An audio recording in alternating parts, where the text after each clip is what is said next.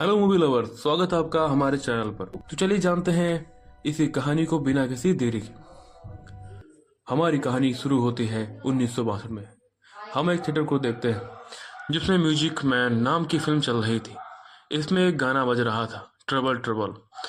इस थिएटर में हम मैटी नाम के एक बच्चे को देखते हैं जो कि बिना के टिकट यहाँ घुस आया था। गार्ड उसे पकड़ने की कोशिश करता है तो मैटी भागते हुए लॉबी में आकर छुप जाता है। हमें पता लगता है कि मैटी की फैमिली कंडीशन कुछ ठीक नहीं है। गार्ड यहाँ काम कर रही लड़की रोनी से पूछता है कि मैटी किधर भागा है, तो वह उसे गलत डायरेक्शन बता देती है, जबकि मैटी उसी के सामने ही छुपा था। मैटी अब यहाँ से निकलकर भाग जाता है। इसके बाद हम देखते हैं कि मैटी डीडी शहर छोड़कर जा रहा था। वह एक कार से लिफ्ट लेता है। उसमें एक फैमिली बैठी हुई थी जो बताती है कि वे लोग भी डेयरी से बाहर पोर्टलैंड जा रहे हैं और मैटी भी उसके साथ जाने लगता है। लेकिन कुछ देर बाद ही ये फैमिली अजीब हरकतें करने लगती है। मैटी देखता है कि ये लोग तो अब वापस डेयरी के अंदर ही जा रहे थे। वह समझ जाता है कि कुछ गड़बड़ है। वह गाड़ी रोकने को बोलता है, लेकिन वो उनकी बात नहीं सुनते हैं। आपस में बातें करते रहते हैं। मैटी कार को रोकने की कोशिश करता है तो उसका हाथ उस लेडी के पैर पर लग जाता है जो प्रेग्नेंट थी। उसका पेट फूलने लगता है और वो कार में ही बच्चे को जन्म दे देती है। और ये बच्चा एक म्यूटेट बेबी था जिसके चमगादड़ जैसी आंखें थीं। वह बच्चा मैटी पर हमला करता है और ये सीन यहीं पर एंड हो जाता है। आनी वह बच्चा पैगी मैन था और वह फैमिली भी उसी का बनाया मायाजाल थी। कहानी इसके बाद 4 महीने आगे जाती है। हम दो दोस्त टेडी और फिल को देखते हैं जो कि साइंस फिक्शन और एलियंस की बातें करते हैं। फिल का तो मानना है कि आर्मी वाले ने किसी एलियन को पकड़ लिया है, इसलिए उनके शहर में आजकल कुछ ज़्यादा ही एयरक्राफ्ट आ रहे हैं, या हो सकता है कि वह वर्ल्ड वॉर 3 की तैयारी कर रहे हो। स्कूल में हम लिली नाम की लड़की को भी देखते हैं जिसके फादर एक पिकर फैक्ट्री में काम करते हैं। एक हादसे में उनकी मौत हो गई थी जिससे लिली को मेंटल ट्रोमा हुआ होगा और वह कुछ दिन मेंटल असाइलम में रहकर आई थी, जिसके लिए स्कूल के बच्चे सभी उसे थोड़ा सनकी समझते हैं। उसकी एक ही दोस्त है जिसका नाम मार्ज है। टेडी और फिल मैट के दोस्त हुआ करते थे। टेडी बहुत कहता है कि मैटी को लापता हुए 4 महीने हो गए हैं, लेकिन अब तक उसकी कोई खबर नहीं मिली। वह जिंदा है या मर गया, किसी को नहीं पता। शायद वह अकेला था, इसलिए टाउन छोड़कर भाग गया। ये दोनों भी उसके कुछ खास दोस्त नहीं थे। वो उसके बर्थडे पर सिर्फ कैंडीज खाने जाते थे। फिल कहता है कि मैटी मर गया है और हमें उसे भूल जाना चाहिए। इन दोनों के अलावा लिली थी जो मैटी को जानती थी। मैटी उसे एक बार वॉच टावर पर लेकर गया था जहाँ से पूरा शहर दिखाई देता है। वह जगह फिल और टेडी का सीक्रेट अड्डा है। मैटी उन्हें बिना बताए लिली को वहां ले आया था। इन दोनों के सोडे में एक एक टॉय निकलता है। लिली को रॉकेट शिप निकला था और मैटी को एक टर्टल। मैटी ये टर्टल लिली को रखने देता है क्योंकि टर्टल गुड लक का सिंबल होता है। मैटी लिली से पूछता है कि उसके फादर के साथ क्या हुआ था, तो लिली उसे सब कुछ बताती है कि उस दिन उसके फादर की शिफ्ट खत्म हो गई थी, लेकिन वो लिली का एक कोई खिलौना लेने वापस फैक्ट्री के अंदर गए थे। उन्हें पता चला कि किसी मशीन के गियर्स जाम हो गए हैं। वो उसे ठीक करने अंदर आए और मशीन चल पड़ी। लिली को गिल्ट है कि उसका खिलौना लेने अंदर गए इसलिए मर गए। खैर, इसके बाद यहाँ फायरवर्क्स होने लगता है जिसे ये दोनों देखते हैं। लिली को अपने फादर के बारे में बात करके थोड़ा अच्छा लग रहा था। इसके बाद मैटी लिली को किस करने की कोशिश करता है तो वो पीछे हट जाती है और मैटी यहाँ से चला जाता है। ये आखिरी बार था जब लिली ने उसे देखा था और उसका दिया टर्टल लिली ने अपने ब्रेसलेट में पहन हुआ है। इसके बाद लिली को अपने बाथ टब में सिंक में मैटी की आवाज़ आने लगती है। वो ट्रबल ट्रबल और गाना भी गा रहा था। इसके बाद लिली को मैटी की 2 उंगलियां भी दिखाई देती हैं और ये बात लिली अगले दिन मार्च को बताती है। मार्च उसका यकीन नहीं करता कि वैसे ही लोगों को सनकी समझते हैं, तो ये बात किसी और को मत बताना। तो सुन लिली को बहुत दुख होता है। इसके बाद लिली टेडी और फिल को भी ये बात बताती है, लेकिन उनको भी यकीन नहीं होता है कि मैटी शहर में सीवर में है। वहाँ से लिली की आवाज़ लगा रहा है। मतलब वो 4 महीने तक जिंदा भी कैसे रहा होगा। शाम को टेडी उसकी फैमिली के साथ डिनर करता है और अपने फादर से पूछा है कि कोई किसी को नैप करके सीवर में रख सकता है क्या। तो उसके फादर उसे डांटने लगते हैं। वो कॉमिक बुक की दुनिया के बाहर निकले।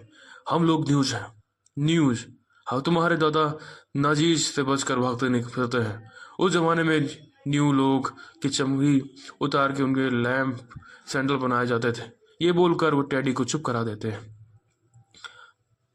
आज रात को जब टेडी अपने कमरे में था तो उसका लैंप अपने आप ही अंदर बंद होने लगता है। फिर अचानक ही उस लैंप के ऊपर इंसानी चेहरा दिखने लगते हैं, जिससे वो बहुत डर जाता है और जोर से चिल्लाता है। जिस टेडी का बड़ा भाई वहां आ जाता है, लेकिन वो लैंप अब गायब हो गया था। अब टेडी और फिल समझ जाते हैं कि लिली की सोच सच बोल रही थी, पर उन्होंने इस बात बड़े लोगों को बताई तो वो लोग इन तीनों को पागलखाने भेज देंगे। ये तीनों ही अब मैटी को ढूंढने का फैसला करते हैं। वो लोग पब्लिक लाइब्रेरी में जाते हैं और 4 महीने पहले की न्यूज़पेपर पढ़ने लगते हैं।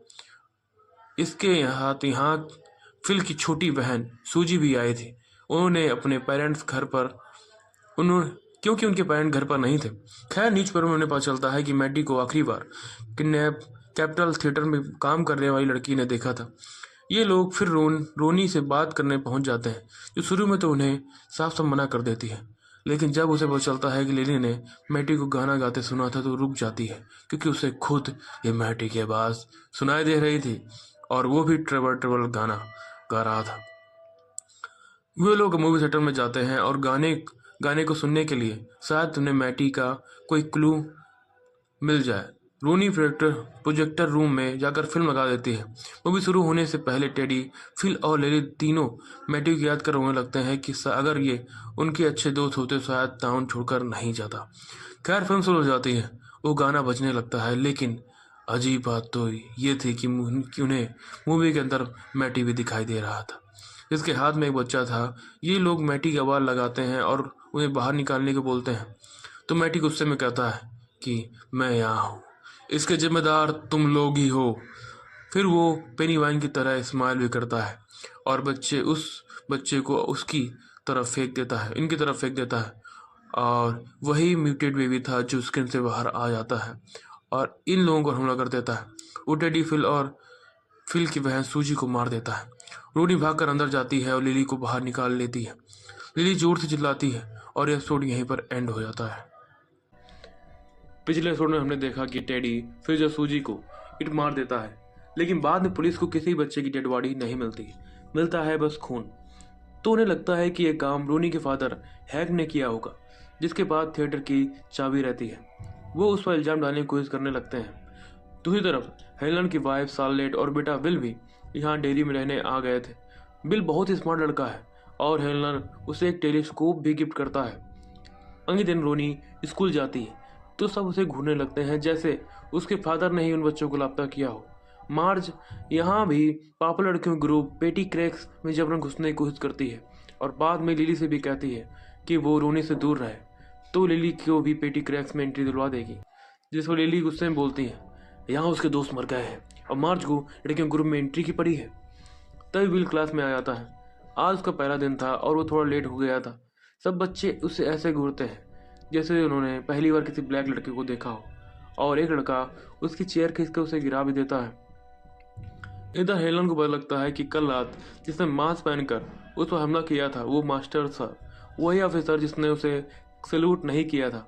उसने खुद ये बात कन्फेस की है और उसे अरेस्ट भी कर लिया गया है। लेकिन हेलन को दाल में कुछ काला लग रहा था। सारेट कुछ सामान लेने बाहर निकलती है और देखती है कि पार्क में पाल बनियन का स्टेचू लग रहा था। सार्लेट को यहाँ के लोग तिरछी से देख रहे थे। कुछ देर बाद सार्लेट देखती है कि एक बच्चे कुछ लड़के पीट रहे थे। बड़े लोग उन्हें रोकने के लिए कुछ नहीं करते हैं, वो खुद जाकर लड़ाई रुकवाती है, तो सब ऐसे घूमने लगते हैं जैसे उसने कुछ गलत कर दिया हो। वो ये बात शाम को हेलन को बताती है तो वो कहता है कि वो इस बारे में ज़्यादा मत सोचे। वहीं दूसरी ओर हम देखते हैं रोनी अपने कमरे में सो रही थी। अचानक वो अपनी चादर के नीचे कैद हो जाती है। उसे लगता है जैसे वो किसी के पेट में हो। उस चादर को फाड़ते हुए बाहर निकलती है और मुड़ के जैसे देखती है, उसको नजर आता है उसका बेड उसकी मरी हुई मां बदल जाता है। असल में रोनी की माँ उसे जन्म देते ही मर गई थी। ये मॉन्स्टर रोनी से कहता है, तुम ही अपनी माँ की मौत के जिम्मेदार हो, और वे तुम्हारे फादर हैंक को भी अरेस्ट कर ले जाएंगे और उसे फ्राई कर देंगे। इट असल में इंसान के सबसे बड़े डर या गिल्ट का फायदा उठाता है। ये मॉन्स्टर अब रोनी को खाने की कोशिश करता है। रोनी चिड़ चिल्लाती है। उसका फादर यहाँ आ जाता है। रोनी देखती है कि मॉन्स्टर गायब हो गया था। इसके बाद हम एक क्लब को देखते हैं जहाँ 3 ब्लैक ऑफिसर बैठे हुए थे। बात कर रहे थे कि हेलन पे जो हमला हुआ है उसके लिए उनसे भी पूछताछ की गई थी। डिक हेलोरन कहता है कि उससे कोई पूछताछ नहीं की क्योंकि वो स्पेशल है और सुपर सीक्रेट मिशन का हिस्सा है। जो सुन बाकी ऑफिसर हंसने लगते हैं तभी पुलिस चीफ भी वहाँ आता है। यहाँ पर काउंसिल मैन उससे पूछता है कि उसने अभी तक उस कल्लू हैंक को अरेस्ट क्यों नहीं किया। चीफ बोलता है उसके पास कोई सबूत नहीं है। तो चीफ को धमकाता है कि उसे अरेस्ट करो वरना अगले इलेक्शन में तुम्हारी नौकरी जाएगी। चीफ उन तीनों ऑफिसर को भी यहाँ बैठे देखता है और मैनेजर से कहता है कि यहाँ से भगा दो। वो तीनों यहाँ चले जाते हैं और बात करते हैं कि हमें ब्लैक लोगों को बैठाने के लिए एक अलग जगह ढूंढनी चाहिए। अगले दिन हम आर्मी वालों को कहीं पर खुदाई करते देखते हैं और हमें ये बात कंफर्म होती है कि ये वही डिक हेलरन है जिसे हमने साइनिंग मूवी देखा था। इसके पास साइन वाली पावर भी है। खैर, इसकी मदद से आर्मी वाले को ढूंढने की कोशिश कर रहे थे जो उन्हें अभी तक नहीं मिला।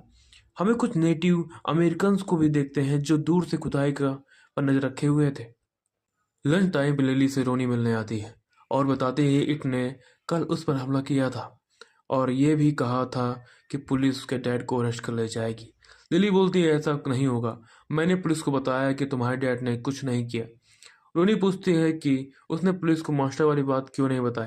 तो लिली कहती है अगर उसने पुलिस को बताया कि एक म्यूटेंट बेबी ने उन तीनों को मारा है तो उसे पागल खाने में डाल दिया जाएगा जहां वो फिर से जाना नहीं चाहती।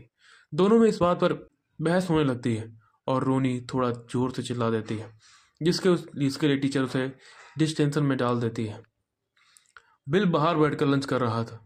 उसकी दोस्ती रिच नाम के एक लड़के से होती है। तो वहीं यहाँ पर एक कोई बदबू वाला बम फेंक के चला जाता है जिससे बच के भागने के बिल टीचर से टकरा जाता है जिसे भी डिस्टेंशन मिल जाती है जहाँ उसकी बात रोनी से होती है। तभी ये दोनों देखते हैं कि लिली को पुलिस पकड़ के ले जा रही थी। पुलिस चीफ लिली को ब्लैकमेल करता है वो अपना बयान बदल दे, सारा इल्जाम हैंक पर डाल दे, वरना उस थिएटर में सिर्फ लिली ही थी। टाउन में सब लिली को थोड़ा सा इनकी समझते हैं। तो हो सकता है उन तीनों बच्चों को लिली नहीं मारा हो तो उन्हें पागल खाने भेजना पड़ेगा। लिली अब रोते हुए कहती है कि वापस पागल खाने नहीं जाना थी। तो चीफ फिर से उसे पूछता है, उसे यकीन है उसने हैंक को थिएटर में नहीं देखा था। तब लिली अपना बयान बदल देती है, उसे नहीं पता वहाँ कौन था। उसके बाद पुलिस रोनी के फादर हैंक को अरेस्ट कर लेती है। रोनी भागते हुए लिली घर जाती है और उस पर चिल्लाने लगती है कि उसने उसके फादर को फंसवा दिया। अगले दिन हेलन मास्टर्स मिलर जेल में जाता है और उसके सामने एक गन रखता है माइक्रो पीएम। इसी गन से उस पर मास्क वाले लोगों ने हमला किया था, पर यह गन इधर आसानी से नहीं मिलती और इसे लोड करना भी मुश्किल है। लेकिन मास्क वाले ने इसे आधे सेकंड में ही लोड कर दिया था, जिससे हेलन को यकीन है कि मास्टर वो आदमी नहीं है जिसने उस पर हमला किया था, क्योंकि मास्टर को ढंग से ही M16 भी लोड करना नहीं आता। हेलन अब थोड़ी माँ की गाली देता है जिससे मास्टर गुस्सा हो जाता है और उस गन को उठा लेता है, लेकिन उस गन को लोड नहीं कर पाता, जिससे हेलन का शक यकीन में बदल जाता है। हेलन ये बात जनरल साहब को जाके बताता है कि उन्होंने गलत आदमी को जेल में डाला है। मास्टर ने उस पर अटैक नहीं किया था और वो उसकी रिपोर्ट ऊपर तक करेगा। जनरल अब हेलन को सच बताता है कि तुम पर वो अटैक हमने ही करवाया था। वो लोग असल में उसका टेस्ट करना चाह रहे थे कि वो कितना बहादुर है, निडर है, और हेलन उस टेस्ट में पास हो गया है। बल्कि कोरिया में हेलन के दिमाग में उस हिस्से में चोट लग गई थी जिससे डर प्रोसेस होता है, यानी हेलन को अब डर लगता ही नहीं और उन्हें ऐसे ही आदमी की तलाश थी जो बिल्कुल डरता ना हो, और वो उसे स्पेशल मिशन के बारे में बताने लगता है। दूसरी ओर लिली एक मार्केट में शॉपिंग करने जाती है तो उसके साथ कुछ अजीब चीज़ें होने लगती हैं। लोग उसे अजीब तरीके से घूर रहे थे और पागल बुला रहे थे। वो कॉर्नफ्लेक्स पर फिल, मैटी और टेडी के चेहरे भी देखती है। इसके बाद वो चारों तरफ से पिकल वाले सेक्शन में घिर जाती है जहाँ एक जार के अंदर से उसे उसके फादर के बॉडी पार्ट भी नजर आते हैं जो उससे बात कर रहे थे। लिली उस जार को फोड़ देती है तो बाकी जार भी अपने आप नीचे गिरकर टूट जाते हैं। उनमें से लिली के फादर के टुकड़े बाहर निकलते हैं, जो लिली के पास आते हैं और वो जोर से चिल्लाती है और देखती है कि ऐसा कुछ नहीं था। असल में उसने एक पिकल का जार फोड़ दिया था। इधर हेलन को अब स्पेशल मिशन वाले वेयर हाउस में ले जाया जाता है। जनरल बताता है कि कोल्ड वार के दौरान उन पर परमाणु बम से हमला होने का खतरा था और इससे बचने के लिए वो लोग एक हथियार की तलाश कर रहे थे जो डेयरी के नीचे कई सालों पहले दफन हुआ था। ये हथियार लोगों के अंदर डर पैदा करता है, लेकिन हेलन को डर ही नहीं लगता, इसलिए वो इस मिशन के लिए परफेक्ट आदमी है। इन्हें नहीं पता कि वो हथियार क्या है और कहाँ से आया है, बस वो बीकन से घिरा हुआ है। अगर उन्हें बीकन मिल गया तो उस हथियार की लोकेशन भी पता लग जाएगी। तभी उन्हें खबर मिलती है कि खुदाई के दौरान उन्हें कुछ मिला है। ये लोग वहां जाकर देखते हैं तो उन्हें एक पुरानी कार मिली थी जिसमें कुछ लोगों के कंकाल पड़े हुए थे। दूसरी ओर हम लिली को देखते हैं जिसे उसकी माँ जूनिफर हिल्स पागल खाने छोड़ने आई थी। सुपर मार्केट में जो हुआ शायद उसके लिए। और ये एपिसोड यहीं पे एंड होता है। अगर आपको एपिसोड अच्छा लगा है तो लाइक कर दें, सब्सक्राइब करना मत भूलें और ऐसे एपिसोड आगे देखने के लिए बेल आइकन जरूर दबाएं। मिलते हैं नेक्स्ट एपिसोड में।